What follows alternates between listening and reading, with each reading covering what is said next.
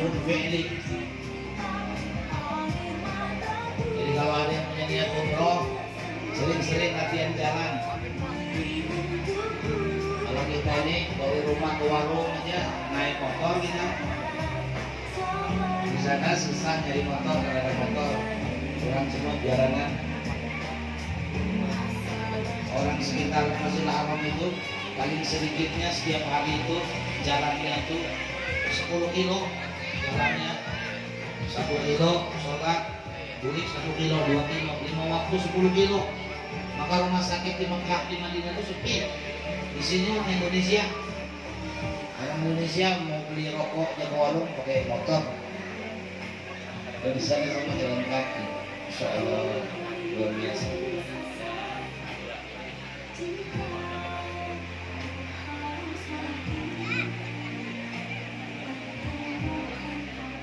Jasmani, sehat rohani, dan sehat ekonomi. Amin.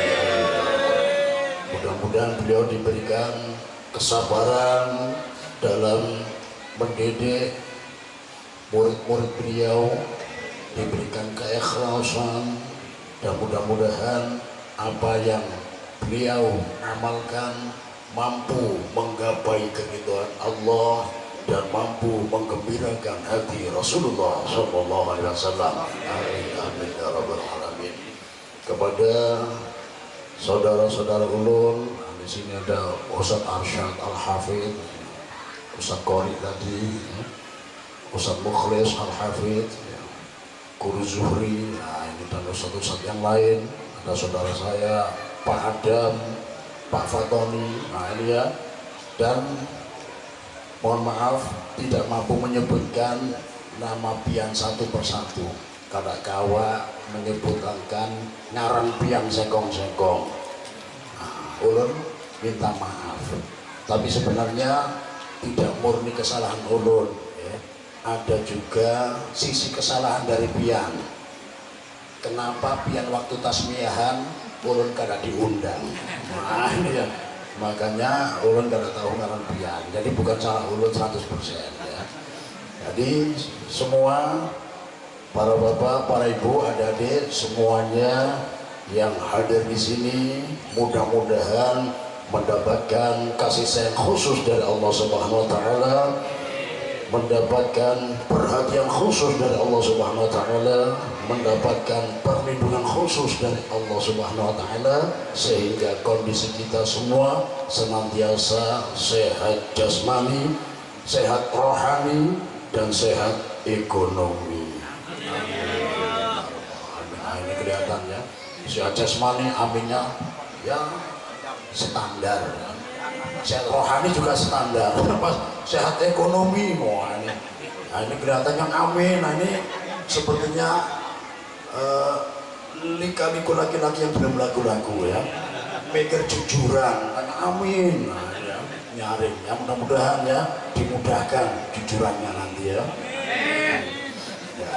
Apalagi ibu-ibu ya, pas sehat ekonomi nyaring amin. Ya, ketahuan kan, kreditan panci belum lunas ya, kreditan Tupperware belum lunas ya kelihatan. Tapi insya Allah habis diputarkan video umroh guru kita bersama jamaah tadi, insya Allah ketika kita doakan sehat ekonomi aminnya ini, sepertinya semuanya kepingin cepat-cepat berangkat umroh insya Allah ya. Di samping kita amalkan dari ijazah guru kita, guru Ihsan tadi ya, ini yang paling cepat supaya kita cepat berangkat. Namun pian ini dapat wahyu sawah payu, jual sawah jual kablingan. Nah ini lakas banar ya, cepat sekali ya insya Allah ya. Ya dipancing, mohon maaf kalau saudara kita dari Madura ini saking kepinginnya punya sapi, beli tampar, beli tambang, nah pengikat sapi dulu. Nah itu pancingan. Nah ini juga kita bisa kita amalkan. Kita mancingnya ini mancing perhatian Allah ya, paling tidak ya bapak-bapak beli kain ihram dulu ya, di dipakai, ya minta ajari guru Ihsan bagaimana cara pakai baju ihram yang benar. Nah ini ya, tapi mohon maaf, jangan dipakai berangkat ke masjid. Wah ini dikira habis nyarek nggak jadi nih ya. Nah, ini ya. Mancing perhatian Allah cukup sepertiga malam. Jadi sepertiga malam, sholat malam pakai kain ihram. Sholat malam ya, dengan kekhusyuan. Insya Allah malaikat lapor, ya Allah ini ya sepertinya ya Bapak Ijo ini serius kepingin umroh. Nah ini ya, kalau sudah dapat perhatian Allah, Allah sendiri nanti yang akan memikirkan. Jadi sudah masuk daftar list tamu undangan kehormatan Allah Subhanahu Wa Taala. Insya Allah jalannya dipermudah. Karena kenyataannya yang umroh ini tidak hanya orang kaya, di sana banyak kontraktor kelas elit pindah-pindah kontrakan karena ekonomi sulit. Nah, karena pindah kontrakannya bukan cari fasilitas yang bagus, yang lengkap, tapi pindahnya karena dua. Kalau enggak karena banjir, diusir banjir, diusir juragan kontrakan karena nunggak 3 bulan. Nah ini ya, mungkin kemarin kontrak di Mangkuparas, waduh, nunggak 3 bulan diusir ya. Pindah kemana? Ke gerilya sana, nunggak 3 bulan diusir juga ya. Pindah ke Balikpapan barangkali agak aman, pindah ke Gunung Samarinda. Nah ini ada di Star 3 namanya Gunung Samarinda, nunggak 3 bulan ya tetap diusir ya. Pindah ke Gunung Tembak agak jauh, nunggak 3 bulan Kodoai diusir. Pindah ke Gunung Bakaran sepinggan supaya terhibur dengan suara pesawat di atas langit dekat bandara. Ternyata nunggak 3 bulan tetap diusir. Pindah ke sebelahnya namanya Gunung Bahagia. Sudah di Gunung Bahagia tapi tetap sengsara. Kenapa? Ya karena nunggak 3 bulan siap-siap diusir lagi. Ini yang kontraktor kelas elit pindah-pindah kontrakan karena ekonomi sulit. Nah ini ya, maksudnya ternyata orang seperti ini pun hadir umroh ya. Banyak kisahnya. Yang agak terbaru kemarin di Luar Sulawesi ya, penjaga parkir dilihat salah satu ibu yang baik hati, kok tukang parkir ini rajin sholat berjamaah di musola, didatangi. Pernah sholat ke Masjidil Haram, ke Masjid Tanah Abang aja belum, apalagi Tanah Haram bu. Akhirnya diberangkatkan umroh. Nah ini salah satu jalan beliau diundang oleh Allah, padahal tidak punya duit. Nah ini walhasil keinginan kita mancing ya supaya Allah mengundang kita. Nah kalau ibu-ibu ya, kalau bapak-bapak mancingnya pakai kain ihram, kalau ibu-ibu diusahakan beli sajadah yang bermotif raudhah. Nah, kalau ada tetangganya yang sudah berangkat umroh bisa titip, nah, dipakai sholat malam, jadi perasaan sudah sholat di raudhah. Ini juga mancing, insya Allah ya tidak lama akan terkabulkan, bisa ziarah ke Madinah Al-Munawwarah, ke Masjid Nabawi, bersimpuh di raudhah di samping makam Rasulullah SAW. Mudah-mudahan semua yang ada di sini dimudahkan oleh Allah Subhanahu Wa Taala jalan untuk menjadi tamu Allah Subhanahu Wa Taala. Apalagi tadi diputarkan ada Hajar Ismail, ini ya. Jadi Hajar Ismail di samping Ka'bah. Nah, ini aslinya di zaman Nabi Adam. Jadi Ka'bah ini sudah mulai zaman Nabi Adam ya, renovasi berkali-kali ya. Sempat ketika zaman Nabi Nuh ada banjir taufan, tinggal pondasinya saja. Makanya ketika Nabi Ibrahim ditugaskan untuk meninggikan bangunannya, ya ditinggikan. Kemudian sempat banjir juga ketika zaman kakeknya Rasulullah dibangun. Nah, kata zaman kakeknya Rasulullah dibangunnya ini banyak yang nyumbang, cuma tidak semua hartanya yang halal ya. Ada sebagian yang syubhat, ada yang haram. Nah, ini kisahnya panjang. Singkatnya, yang haram dikeluarkan, yang syubhat dikeluarkan, tinggal yang halal. Jadi dananya berkurang sedikit. Makanya ketika dibangun Hajar Ismail tidak muat, dalam artian tidak cukup dananya. Jadi tinggal yang jadi Ka'bah kita lihat sekarang ini. Nah, jadi aslinya Hajar Ismail ini dulu Ka'bah. Nah, tapi di sini kita baru tahu hikmahnya. ya.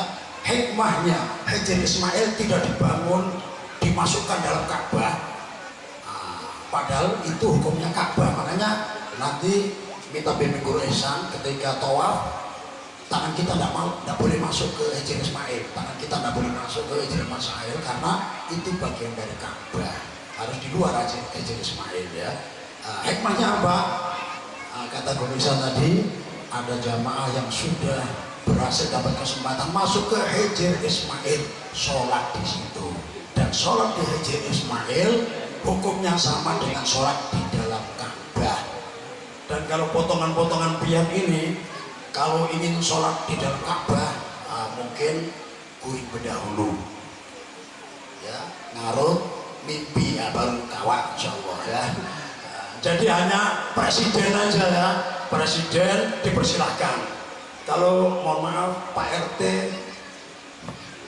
belum memenuhi syarat ya, jangan yang Pak RT ya, gubernur, bupati, ya ini aja belum memenuhi syarat ya, presiden saja. Tapi dengan terbukanya Hajar Ismail tidak dimasukkan di bagian Ka'bah, ketika kita sholat di situ hukumnya sama seperti sholat di Ka'bah. Ya mudah-mudahan kita semuanya nanti mendapatkan kesempatan tersebut. Jadi di Hajar Ismail di sini Rasulullah ya berdiam, kemudian datanglah malaikat Jibril dan malaikat Mikail dengan salah satu kendaraan para nabi yang disebut buraq. Dan buraq ini diikatkan di salah satu tiang Masjidil Haram. Makanya nanti kalau sudah diizinkan oleh Allah untuk berangkat umroh, dibimbing langsung dengan guru ihsan, tanya guru di mana tiang tempat mengikat tali buraq, di sana ada ya, ditunjukkan. Ini pentingnya pembimbingnya orang alim ya, seperti guru ihsan, tidak hanya mutawif profesi ya, luar biasa. Jadi di situ kemudian diajak ke belakangnya Masjidil Haram sedikit, di situ ada sumur Zam-Zam. Malaikat Jibril membawa bencana yang dibawa ini kosong, tidak ada banyunya, tidak ada airnya ya. Ternyata airnya mengambil di mana? Di sumbernya air Zam-Zam ya. Makanya di sini sempat menjadi pertanyaan ya, kenapa malaikat tidak mengambil air dari surga di Telaga Kautsar? Ada yang bilang takut tumpah. Wah ini malaikat Jibril, malaikat Mikail terbangnya tidak diragukan lagi, tidak mungkin tumpah. Makanya mayoritas ulama berpendapat bahwa air Zam-Zam jauh lebih mulia daripada air Telaga Kautsar. Kenapa? Karena ketika malaikat Jibril membelah dada Rasulullah, mencuci hati Rasulullah dengan air yang terbaik, karena untuk mencuci hatinya manusia terbaik di dunia dan di akhirat, yaitu hati Rasulullah SAW. Makanya dalam kesunahan minum air Zam-Zam berbeda dengan air biasa ya, mohon maaf. Kesunahan minum air biasa ini disunahkan dengan duduk, karena ketika kita duduk penyaring kita ya berfungsi ya, tertutup, jadi air yang kita minum di dalam tersaring ya, bersih. Kalau kita minum berdiri, mohon maaf, saringannya terbuka, tidak tersaring, jadi yang kita konsumsi dengan campur kuman yang kotor dari air tersebut. Ini kalau air biasa ya. Kenapa kalau air Zam-Zam disunahkan berdiri? Di sini menunjukkan bahwa air Zam-Zam tidak hanya suci tapi juga bersih, tidak perlu disaring. Makanya ketika minum silahkan berdiri, karena air tersebut tidak perlu disaring. Dan tergolong ibadah dianjurkan semangat, karena boleh koler-koler. Nah, ini ya, Masya Allah. Kemudian dibawa naik ya, ke langit, singkatnya langsung sampai ke Masjidil Aqsa, Yerusalem, Palestina ya. Di Palestina ada dua masjid, yang satu kubahnya berwarna perak, Masjid Qibli ya. Kemudian satunya lagi yang sering dipakai backgroundnya Ini kubahnya berwarna kuning keemasan, ya. Ini Masjid Sakhra. Nah, kira-kira mana Masjidil Aqsa-nya? Nah, ini bapak-bapak kubah perak, ibu-ibu kubah emas. Dua-duanya betul. Karena yang masuk area Masjidil Aqsa adalah area seluas 114 km. Itu semuanya Masjidil Aqsa.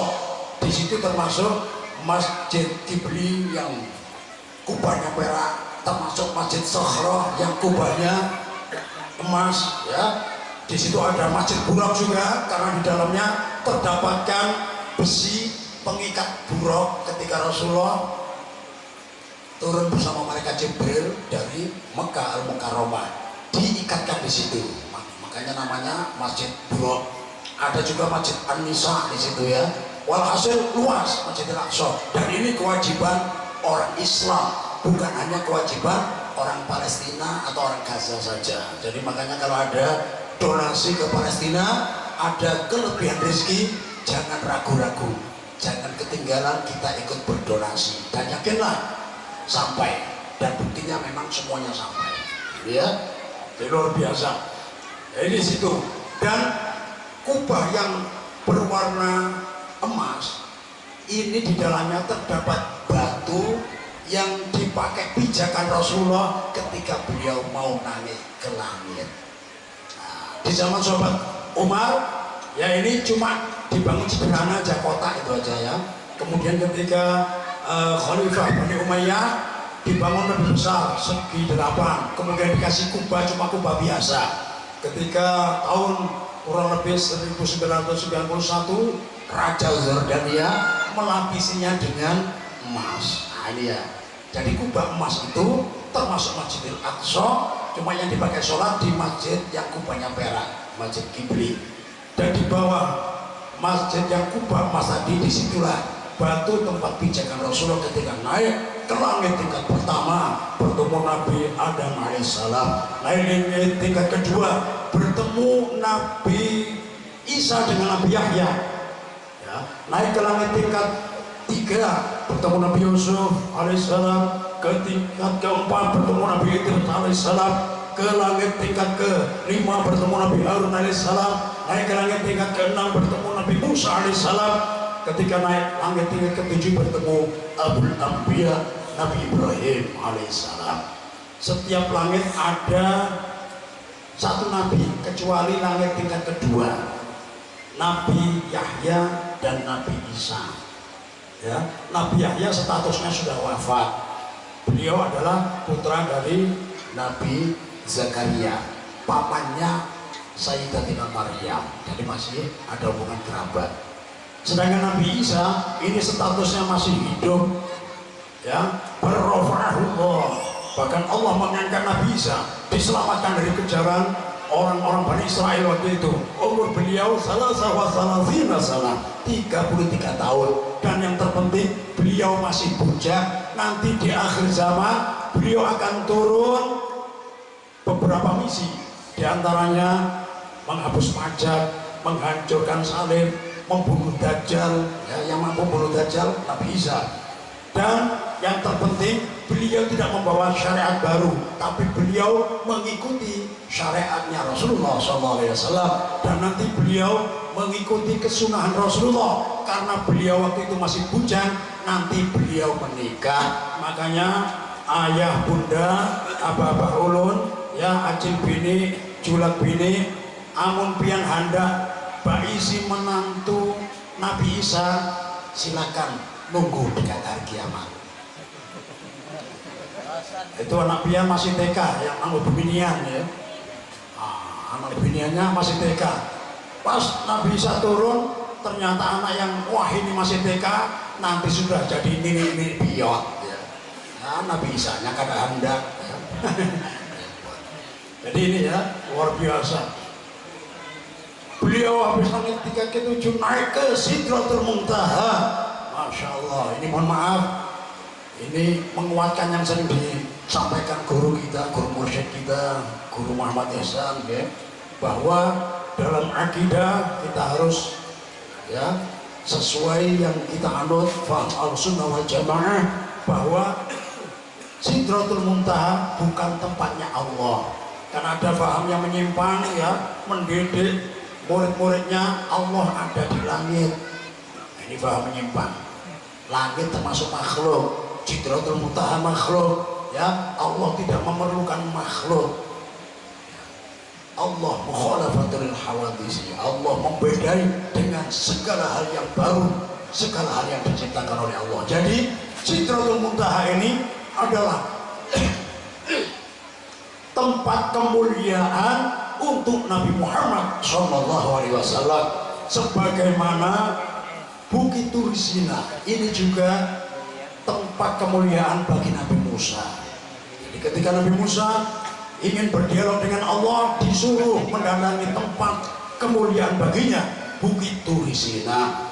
Kalau Rasulullah di Isra dan Mi'rajkan, di samping menghibur Rasulullah, karena di tahun tersebut terkenal dengan sebutan Amul Hazn, tahun kesedihan. Bagaimana tidak ya, istri tercinta beliau Sayyidatina Khadijah diambil oleh Allah menghadap Allah Subhanahu wa taala. Paman beliau Abu Thalib yang selalu menjadi keamanan dalam dakwah beliau, orang kafir Quraisy tidak pernah berani menyakiti selama masih ada Abu Thalib. Tapi setelah Abu Thalib wafat, mereka semena-mena ya, tidak hanya menyakiti, caci makian, tapi menyakiti fisik kepada Rasulullah. Sempat dengan mudah ada orang kafir dengan berani menaburkan debu di rambut kepalanya Rasulullah yang mulia. Akhirnya beliau ingin cari angin segar, kita mau ke Taif ya, karena di sana ada Bani Tsaqif. Datanglah ke sana. Jadi jarak kalau Mekah ke Madinah ini ya kurang lebih 400 meteran ya. Kalau dari Mekah ke Taif kurang lebih 100 meter ya, kurang lebih sama Samarinda, Balikpapan, berjalan batis, jalan kaki ya.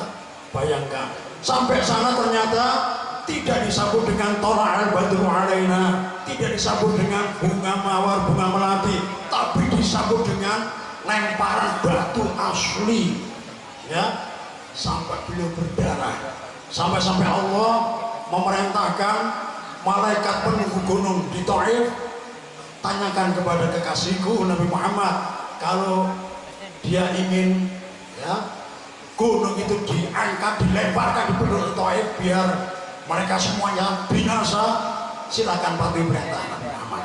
Ketika ditawarkan, ternyata apa? Sabda Rasulullah SAW, la innahum qaumun la ya'lamun. Jangan, tidak perlu. Mereka menolak dakwahku, menolak kehadiranku karena mereka masih belum mengenalku, mereka masih belum tahu misi dakwahku. Ternyata malah didoakan baik. Kalau mereka belum beriman kepadaku, aku masih berharap paling tidak anak mereka. Kalau anak mereka belum ada yang beriman, aku masih berharap cucu-cucu mereka ada yang beriman. Dan dengan doa Rasulullah ini ternyata sekarang terbukti kebanyakan ulama di daerah Mekah terlahir dari kota Taif. Ada yang menjadi salah satu imam tetap dari kota Taif. Masya Allah, luar biasa. Ini doa Rasulullah. Jadi dihibur, naik ke langit, ya, melihat apa ini, pokoknya berbagai macam siksaan neraka dipertunjukkan, ya, berbagai macam kenikmatan surga dipertontonkan, sampai menghadap Allah Subhanahu wa taala. Ketika mau menghadap Allah, tiba-tiba malaikat Jibril mundur. Ya, Jibril, oh jangan main kabur aja kami. Nah, ya. Tadi, ya, kamu setia, dampingi aku bertemu Nabi Ibrahim, ya Nabi Yahya, Nabi Isa, seterusnya kamu dampingi. Nah sekarang mau menghadap Allah, ya, batis urut bergetar, ya, gemeter, justru lebih takut karena wibawanya Allah Subhanahu wa taala, hebatnya Allah Subhanahu wa taala. Justru aku perlu pendamping saat ini. Kamu kok malah kabur? Apa jawab malaikat Jibril? Lau khataitu khatwah lah taraktu. Kalau seumpamanya aku melangkahkan kaki satu langkah saja, memaksakan karena menuruti permintaanmu, satu langkah saja, aku akan terbakar. Kalau aku terus, aku hangus. Ya, terbakar dengan cahayanya Allah, tidak kuat.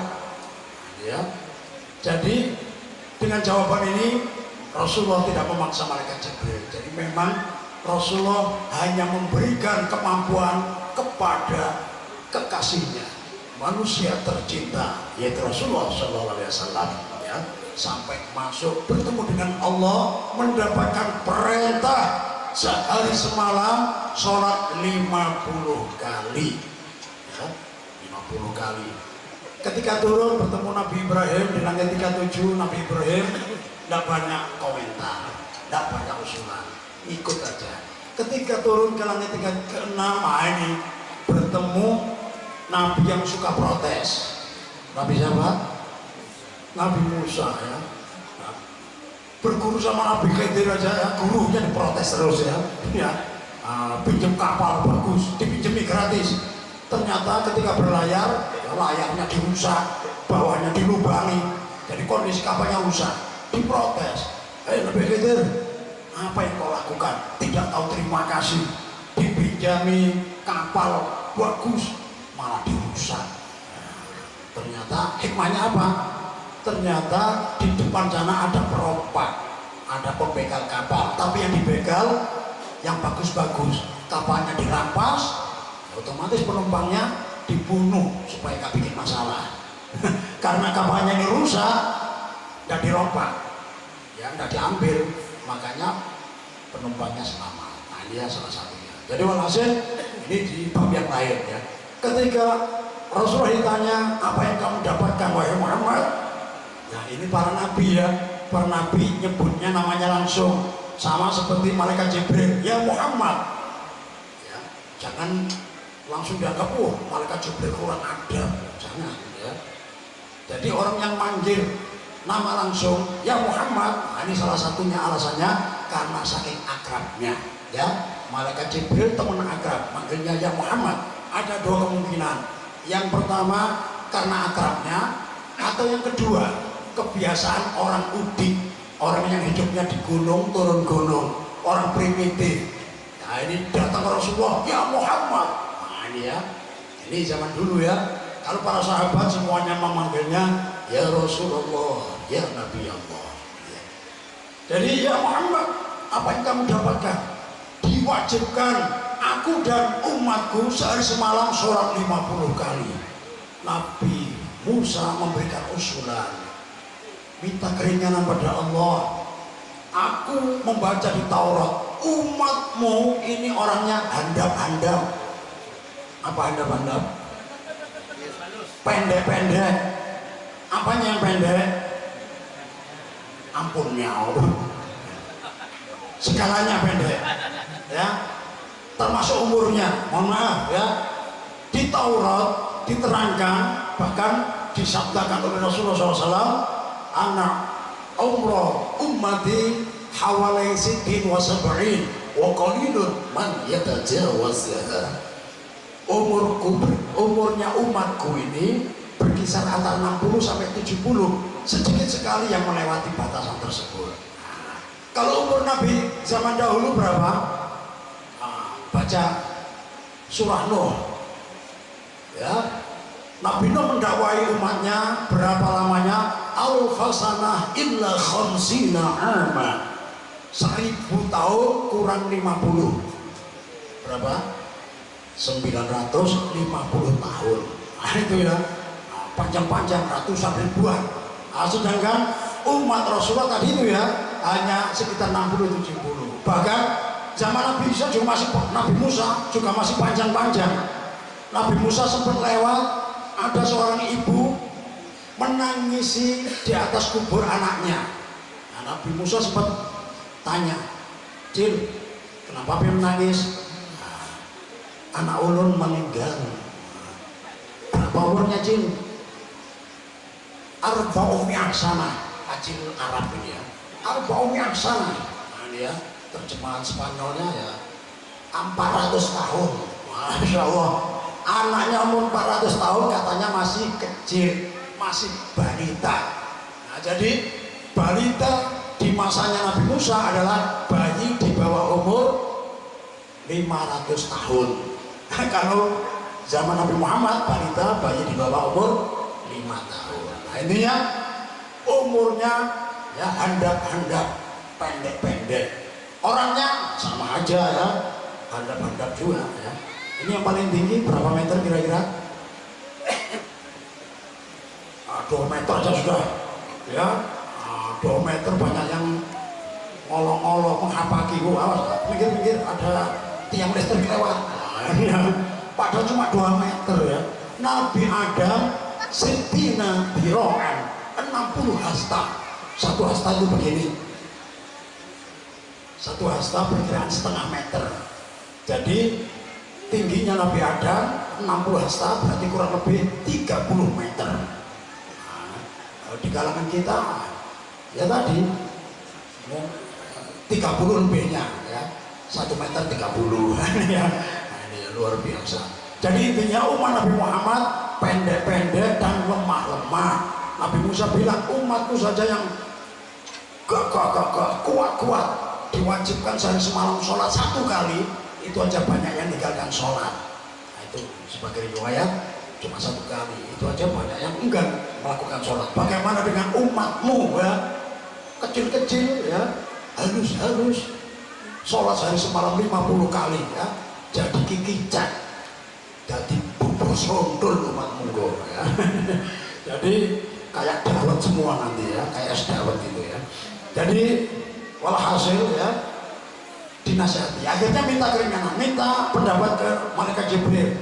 Malaikat Jibril menganggukkan, silakan usulannya sepertinya bagus, didiskon oleh Allah 5 waktu, yang tadinya 50 menjadi 45, turun lagi, disuruh minta diskon lagi, diskon 5 lagi 40, turun naik turun sampai terakhir menjadi 5. Dan Allah memberikan isyarat, ya Muhammad, anna li ummati al-hasanah ya bi asyri amthaliha, khusus untuk umatmu, tidak kuberikan kepada umat yang lain, khusus umatmu, setiap 1 kebaikan dilipat gandakan 10 kali lipat.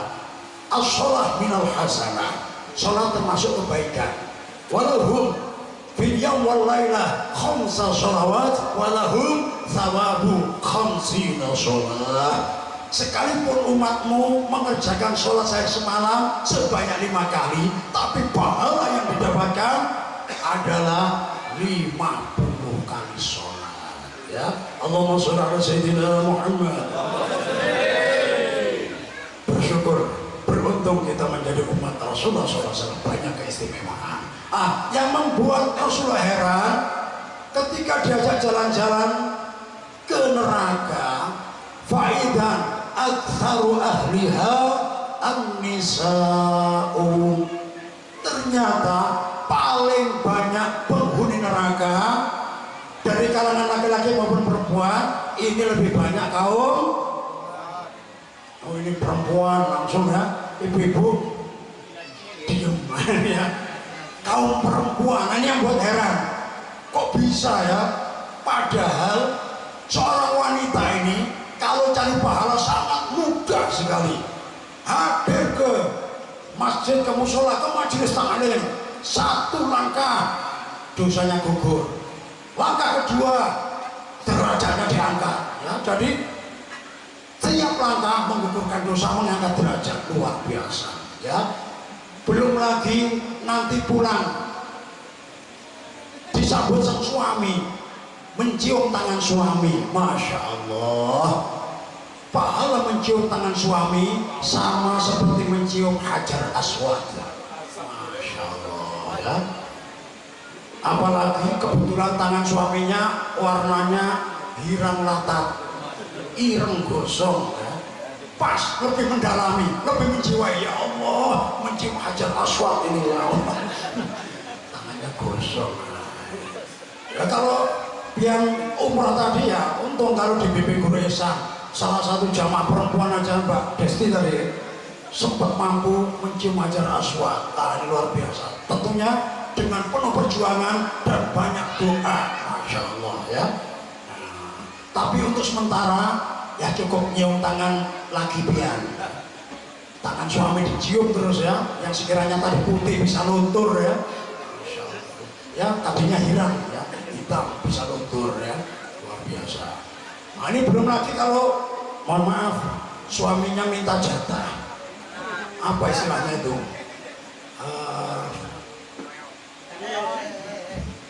Apa itu ya? Dan keras kerja keras bosan? Enggak, beda. Apa bedanya? Kalau ya kerja keras, nah itu pegawai bank, pegawai bangunan maksudnya ya, yang ukur jalan ya, pemecah batu ya, itu semua pekerja keras. Bahkan yang kerja di perkantoran pakai ruangan full AC masih tergolong kerja keras ya. Terus kalau keras kerja adalah pekerjaan pengantin baru di malam pertama, karena harus keras dulu baru bisa diajak kerja, harus keras dulu ya, hanya kawat diajak bergawi. Nah itu ya. Jadi kalau suaminya minta keras kerja, nah ini ya, sebenarnya ada istilah yang lebih lembut. Bahkan dalam kitab ada judulnya kitab Min Anwa'is Shadaqat, macam-macam sedekah. Salah satunya keras kerja. Ini masuk sedekah. Nah ini ya, nah ini ilmu baru ya. Ayah bunda, ya barangkali nanti habis isya ya anak kok rame aja, suruh main ke rumah tetangga ya. Nah ini main ke rumah ini Pak Debijo ini ya, main situ. Abah mau apa? Abah hendak bersedekah lawan Mama Ikam. Nah ini ya, mantap ini ya, anaknya main di rumah Pak Debijo nanya, mau guring kah? Masih sore ini. Kada tahu, kata Abah hendak bersedekah lawan Mama. Nah ini ya, padahal masuknya ya keras kerja tadi ya, ini ya. Ternyata abahnya sniper, tambus ya. Wah, luar biasa ya. Jadi setelah keras kerja tadi otomatis mandi janabah luar biasa. Ketika air menetes, dosa-dosa juga berguguran, masya Allah. Apalagi yang tadi itu ya, abahnya sniper, penembak jitu, tambus langsung buktianan, hamil. Nah, kalau ibu hamil, pahalanya luar biasa. Setiap harinya dapat pahala 1000 kebaikan tiap harinya ya. Kemudian siang harinya diberi pahala seperti orang yang beribadah puasa, sekalipun badok terus ya, nyemil terus, yang penting ada jadi makan ya. Tapi karena hamil diberi pahala seperti orang puasa ya, luar biasa. Ketika malam hari diberi pahala seperti orang yang beribadah malam, sekalipun guring ngarut pulang, tidur ngorok ya, seperti bunyi motornya tetangga naik gigi 2 gigi 3 ya, ngorok ya seperti itulah. Atau mungkin karena solehah ya, sekalipun hamil ngajari anaknya tahsin, ayo alif ba fa sambal terapi nikmat sekali ya. Fa jim ha yang bersih, kho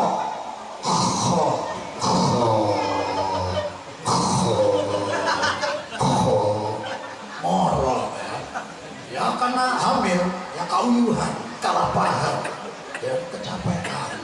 Makanya kalau hamil ya sekalipun tidur ngorok diberi pahala seperti orang yang beribadah malam.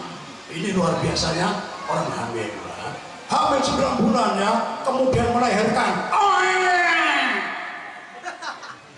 hidup, alhamdulillah. Bayinya ya sudah pasti suci dari dosa, dan ternyata ibunya ibunya yang baru melahirkan juga bersih dari dosa, kondisinya sama-sama bersih dari dosa ya. Makanya mohon maaf yang masih subur ibu-ibu ya, sampai yang meteng maneh ya, biar begianan pulang hamil lagi. Nah ini ya, KB keluarga besar, bukan berencana ya, anak banyak rezeki insya Allah ya. Alhamdulillah, karena setiap bayi bawa rezekinya masing-masing, karena pemberi rezeki cuma satu, Allah Subhanahu wa Ta'ala, bukan suami pian ya. Suami pian ini juga bukan pemberi rezeki, justru itu pemakan rezeki ya. Habis warisan juga kadang ya. Nah, jadi maksudnya pemberi rezeki hanya Allah, jangan takut ya. Jadi harus pulang ya. Habis melahirkan apa itu namanya, ninin itu, netai. Oh, mohon maaf saya menghindari kata-kata susu ya. Guru Rebana Nurul Ikhlas malah dengan fasih menyusui. Susunya mantap ya, luar biasa. Ini menyusui ini pahalanya bukan tiap waktu ya, misalkan pagi, siang, sore, malam 4 kali tidak, tapi setiap isapan bikul 5 sodin mi'atu hasanah, setiap isapan dapat pahala 100 kebaikan, surut 200 kebaikan, surut 400 kebaikan, surut 600 kebaikan. Jadi saya himbau ibu-ibu kalau nyusui bawa kalkulator atau HP, cari aplikasi kalkulator, pian hitung ya, sekali nyusui tadi berapa isapan anak pian ya, luar biasa, sekali isapan 100 kebaikan. Bayangkan kalau anak sampean tidak sampai kuliah, berapa pahalanya? Masya Allah, bayangkan aja ya, bayangkan aja nggak mampu ya, saking banyaknya. Ini luar biasa. Intinya bagi kaum wanita untuk cari pahala sangat mudah ya. Di antaranya yang kita terangkan. Tapi kenapa kok menjadi kebanyakan penghuni neraka? Ternyata alasannya adalah innaha badiyatul lisan. Karena umumnya wanita yang masuk neraka tadi kakean cocot. Bahasa Spanyolnya pamuntungan, rancak nyambati orang. Nah ini ya, sering ngomong ya, datang ke pernikahan, Masya Allah, lihat pengantinnya ya, yang lakian ternyata kulitnya hirang latat, Anda pulang ya, sudah hitam ya, pendek, Masya Allah. Ternyata keluar pengantin perempuan, Masya Allah, bungas banar, putih ya, kayak artis ya, luar biasa, disambat. Masya Allah, pengantin pembinian itu mimpi apa ya, kok mau dapat laki-laki kayak garangan ayang-ayangan gitu. Apa ini musang nang rancak bekami itu. Aduh, sahabat ya. Kebetulan kebaliknya, yang laki-laki gagah ya, perutnya sispek karena rajin fitness, kotak-kotak. Kalau grup Nurul Ikhlas ini kotak-kotak juga, tapi bukan karena rajin fitness, tapi sering tahlilan dapat nasi kotak dimakan sama kotak-kotaknya. Perutnya kotak nah, ya. Jadi bungas benar ya, gagah. Ternyata ganti bebiniannya ya, muntungnya tonggos ya, kemudian kelihatan bedaknya putih pas keringatan liiran, ternyata tekupas ya, ternyata kulitnya hirang. Masya Allah, disabati ya, Masya Allah, lakian itu mimpi apa ya, tong sampah kok dijadikan istri. Masya Allah, pengantin dibilang tong sampah ya. Astagfirullah, ini untungnya mati orang ini. Pas pengantinnya yang lakiannya ya kada bungas, handap hirang, pembinanya juga ya kada bungas, oh, langsung dia astagfirullah, afdalu dzikri fa'lam annahu la ilaha illallah. Itu nantinya pengantin laki-laki kada bungas, yang binian kada bungas, anak-anak itu ya opo itu mau ngatur Allah yang menciptakan. Nah ini ya, ini muntung-muntung bebinian di luar sana ya. yang jelas bukan jamaahnya Guru Muhammad Islam ya. Kalau jamaahnya Guru Muhammad Islam ini dijamin solehah sekali. Iya, saya tadi lihat ada yang baru jalan itu tersandung duk. Astagfirullah. Ada yang tersandung agak keras dikit duk. Al-Fatihah. Luar biasa. Makin keras dong. Yasin wal Qur'anil Hakim innaka laminal mursalin sampai selesai. Masya Allah. Ada yang wah solehahnya kebangetan ya, sekali tersandung langsung Al-Fatihah sampai An-Nas 30 juz khatam. Masya Allah. Ini zamannya Guru Muhammad Islam. Masya Allah ya, luar biasa. Insya Allah. Kalau ini calon-calon surga semua insya Allah ya. Jadi yang dilihat oleh Rasulullah tadi ini jamaah ibu-ibu yang di luar sono ya, saingan kita. Kalau kita ini kan majelis taklim, kalau yang ibu-ibu tadi sono ya majelis ngerumfi ya, ya istilah lain majelis gosip. Kenapa dinamakan gosip? Karena makin digosok makin sip, makin seru kisahnya. Masya Allah ya, ini luar biasa ya. Jadi itulah Masya Allah. Jadi senang sekali ya. Lihat ibu-ibu ya, bapak-bapak di sini ada guru pembimbingnya. Jadi habis Isra Mi'raj luar biasa. Jadi yang dilihat oleh Rasulullah SAW ternyata kaum wanita. Mudah-mudahan ibu-ibu kita di sini ya, kaum wanita yang ada di sini dijaga oleh Allah Subhanahu Wa Taala.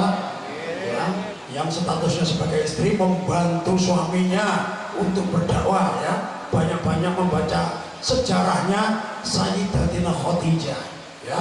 Tadi diterangkan guru kita tadi ketika di Jabal Nur, Masya Allah Sayyidatina Khadijah sehari 2 kali naik turun. Beliau salah satu wanita terkaya di Mekah, 2/3 harta di Mekah milik beliau, diberikan semua pada suami ya, luar biasa. Ketika Rasulullah habis menerima wahyu pertama kali karena malaikat Jibril dalam bentuk aslinya, Rasulullah sempat takjub, kaget, takutan, pulang menggigil, zamiluni ya, selimuti aku, luar biasa. Sayyidatina Khadijah menyelimuti dengan penuh kasih sayang, terus menghilangkan rasa takut, dibesarkan hatinya. Wahai suamiku, Allah tidak akan punya kehendak yang buruk kepadamu karena engkau orang baik, engkau sering menyambung silaturahim, engkau sering menanggung beban orang-orang yang banyak masalah, engkau sering menyantuni fakir dan miskin. Semua kebaikannya disebutkan, akhirnya semua kesusahannya, semua masalahnya hilang 100%. Tidak seperti mana yang ibu-ibu majelis Rumfi tadi ya, suaminya pulang dari kantor ya, dimarahi atasannya, punya masalah 50%. Sekali pulang curhat ke bininya, aku disariki lawan ya manajerku tadi. Bukannya dibesarkan hatinya, malah bemamai. Mungkin pian orangnya panguler ya, mungkin pian waktu begawi guring kalau. Wah ini yang tadinya masalah 50% bukannya hilang, malah bertambah 50% lagi ya. Nah ini ya, makanya mudah-mudahan ibu semuanya solehah dan bapak-bapaknya ya tentunya mengikuti sunnah-sunnahnya Rasulullah SAW. Ini kisah hikmah Isra wal Mi'raj. Kalau kita kupas, waktu kita tidak bakal cukup ya. Bahkan saking banyaknya hikmah yang belum tersampaikan, dunia habis, hikmah masih ada yang belum tersampaikan. Nah, ini ya, makanya kita bersyukur saja di sini karena sudah ada guru pembimbing kita, guru mursyid kita, guru Muhammad Islam. Mudah-mudahan beliau istiqomah dalam membimbing kita nantinya. Jadi dari ulun terima kasih banyak atas segala perhatian, dan ulun tutup ya dengan pantun anak muda. Nah ini ya, supaya jiwa kita muda lagi. Jadi perwakilan dari Jomblo-Jomblo Wati ya. Nah ini ada. Kalau Jombloan banyak, jombloan ada. Ijo tomat, ikatan jomblo terhormat. Nah, ini ya, jangan lebay-lebay ya, lebay-lebay. Jadi intinya salah satu hikmah yang terpenting dari Isra Mi'raj kita adalah Rasul ketika dapat ujian dihibur oleh Allah untuk Mi'raj. Dan Mi'raj kita sebagai orang yang beriman adalah sholat. As-sholat mi'rajul mukmin. Jadi apapun masalah yang kita hadapi, solusinya sholat. Curhat pada Allah Subhanahu wa Ta'ala ya. Jangan lebay-lebay ya, terutama yang beginian. Kadang ke mall, sandaran di kaca, ambil lau antara dilema dan galau. Sama security diingatkan, mbak, jangan sandaran di kaca itu ya, kacanya nanti pecah, mahal itu. Nanya, lantas sandaran di mana om? Ya bersandarlah pada pemuda ini grup Habsyi Nurul Ikhlas. Bersandarlah pada dadanya yang menerimamu apa adanya. Kenapa kamu galau? Ternyata laki-laki yang dekat sama saya ternyata Sebastian. Sebastian mana? Ya bukan nama, sebutan. Apa itu? Sebatas teman tanpa kepastian. Sebastian, makanya bikin andilau antara dilema dan galau ya. Cari yang jelas-jelas. Ini yang sudah jelas ya. Grup Habsyi Nurul Ikhlas. So, ini jelas semua nih, wajahnya bersinar semua nih ya. Masya Allah, lihat badannya aja putih ya. Sama kopiahnya, seragam sama kopiah, Masya Allah ya. Jadi kalau cari menantu jangan jauh-jauh, yang jelas. Jangan yang Sebastian tadi ya. Ya, Masya Allah. Jadi saya tutup dengan pantun nanti di sahut cakep ya. Hidup kesepian tanpa hadirnya seorang kekasih. Sekian dan terima kasih. Hidup tanpa kekasih terasa hampa. Sekian dan sampai jumpa. Kalaulah ada sumur di ladang, bolehlah numpang mandi. Kalau ceramahnya masih kurang, bisa undang kembali. Yang ketiga ini promosi, bukan pantun. Terima kasih ya, Masya Allah. Jadi saya nggak promosi ya, saya bantu promosi travelnya Guru Haji Muhammad Esa. Yang penting saya ya ikut seneng kalau pian ini dibimbing oleh ahlinya. Jadi kesan spiritual ketika ibadah umroh, insya Allah pian dapatkan di samping kenaikan derajat keimanan dan ketakwaan kepada Allah Subhanahu wa Ta'ala. Sekian dari kami, ihdinas shiratal mustaqim wal 'afwu minkum. Wassalamualaikum warahmatullahi wabarakatuh.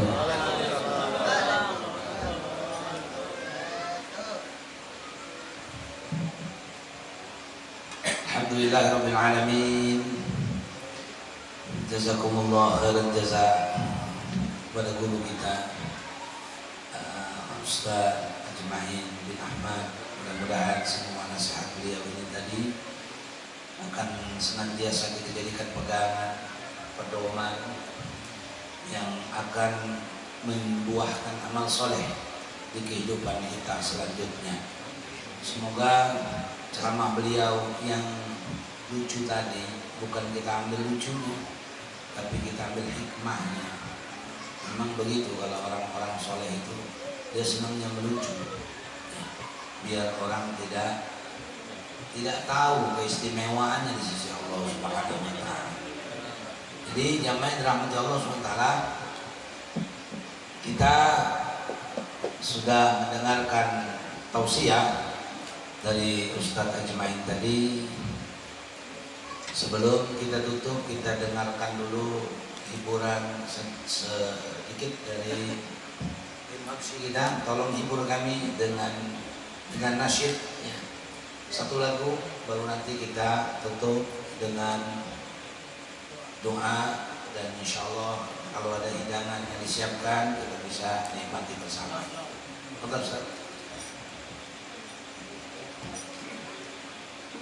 Allahumma salli wa sallim wa barik alaihi wa ala alihi wa sahbihi. Hubbul ladhi ala al-insani muftaradun wa hubbu ashabihi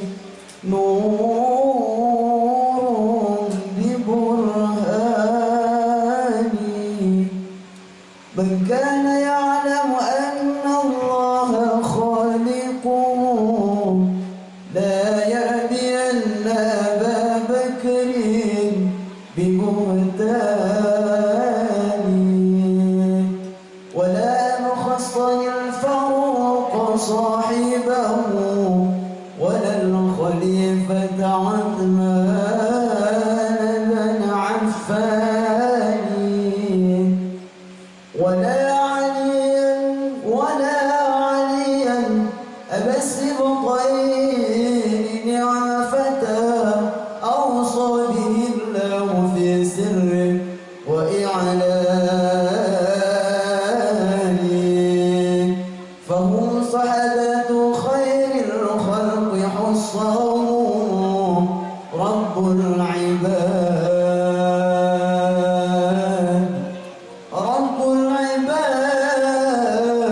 بجنات ورضوان فمن أحبهم قد نال منزلة عند الإله وجزاه بإحسان يمم نحو المدينة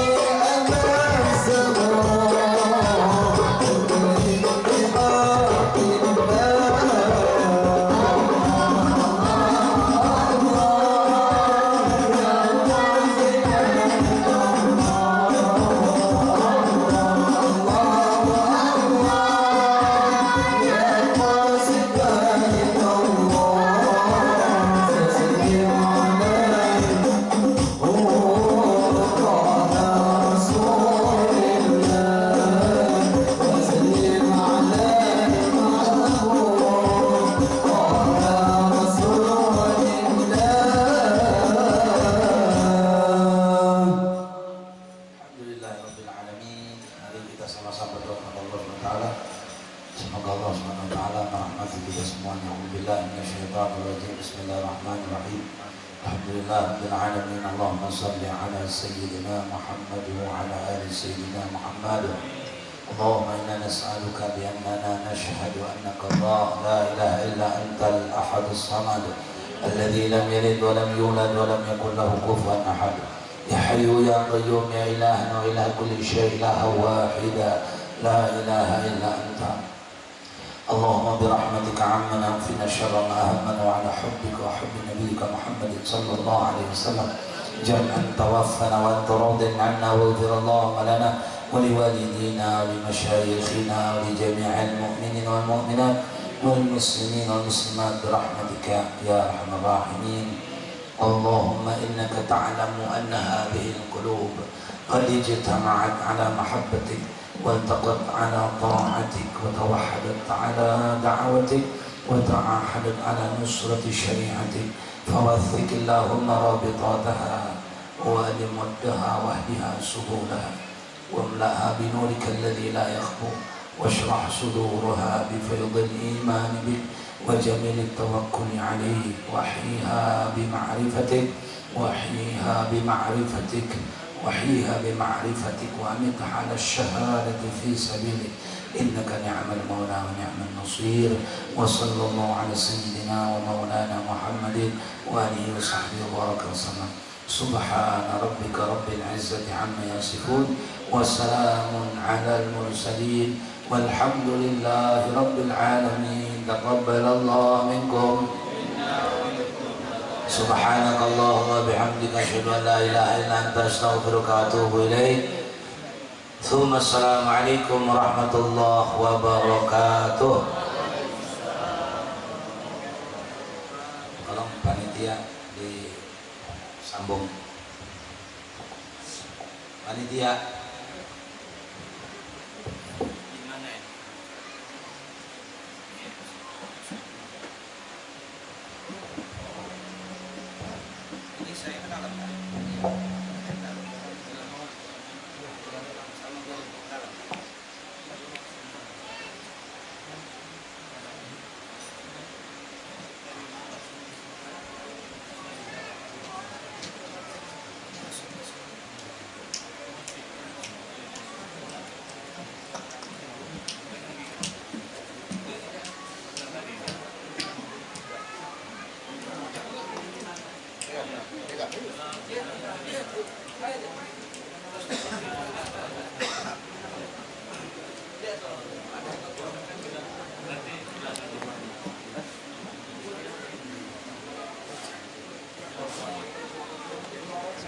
kasih Pak.